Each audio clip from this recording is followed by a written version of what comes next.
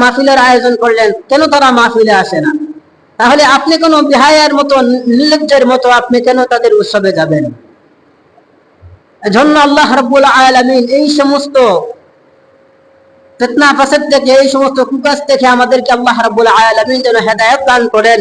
যারা গিয়েছেন তাদেরকে আল্লাহ রাব্বুল আলামিন যেন হেদায়েত দান করেন। আর ভবিষ্যতে যারা এই সমস্ত কাজ কামে যারা যাবেন, আল্লাহ রাব্বুল আলামিন তাদেরকে এই পথ থেকে ফিরায় আনার তৌফিক দান করেন। সকলে বলেন আল্লাহুম্মা আমিন।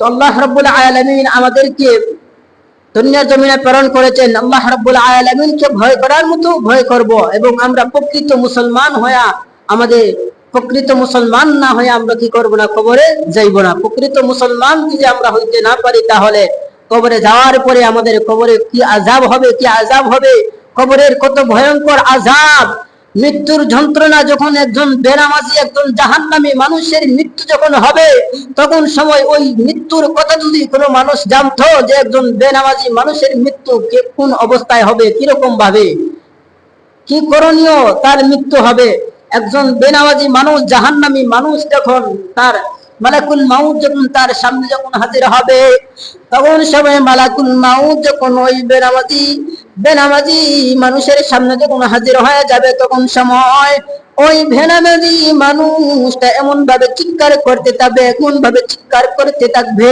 আর এমন ভাবে ভয় পাইতে থাকবে, যেই সমস্ত ভয় পাওয়ার কারণে সে নিজে নিজে ভয় পাইবে, আর মালাকুল মাউতকে ওই মানুষটাই শুধুমাত্র দেখতে পাইবে যার মৃত্যু হবে। কিছুক্ষণ আগে মালাকুল মাউত তার সামনে এসে হাজির হবে।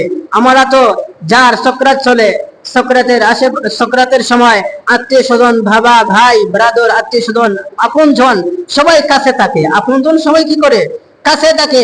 কেউ সূরা পড়তেছে, কেউ কান্নাকাটি করতেছে, এরকম ভাবে হাহাকার করতেছে, আহ আমার বাবা অসুস্থ হয়ে সকরাতের অবস্থায় আছেন, এখন কি হবে? যদি সে ভালো হয়ে থাকে, যদি সে ভালো হয়ে থাকে, নামাজ পড়তো, রোজা রাখতো, জান্নাতি হয়ে থাকে, তাহলে তার এমন মৌত হবে, যেমন মৌত হবে সে একজন, বলা হয়েছে একজন শিশু সন্তান তার মায়ের কোলে সেভাবে দুধ খাইতেছে, দুধ খেয়ে যেমন ভাবে ঘুমিয়ে পড়ে আসে না, শিশু সন্তান মায়ের কোলের মধ্যে দুধ খাওয়া অবস্থায় অনেক শিশু ঘুমিয়ে পড়ে, তেমনি ভাবে একজন জান্নাতি মানুষের কি হবে? মৃত্যু হবে।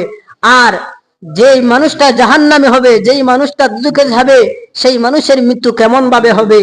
সেই মানুষের মৃত্যু এমন ভাবে করুণীয় মৃত্যু হবে, ভয়ঙ্কর মৃত্যু হবে। সেই মানুষের মৃত্যু এমন ভাবে হবে যে যেমন আজরাইল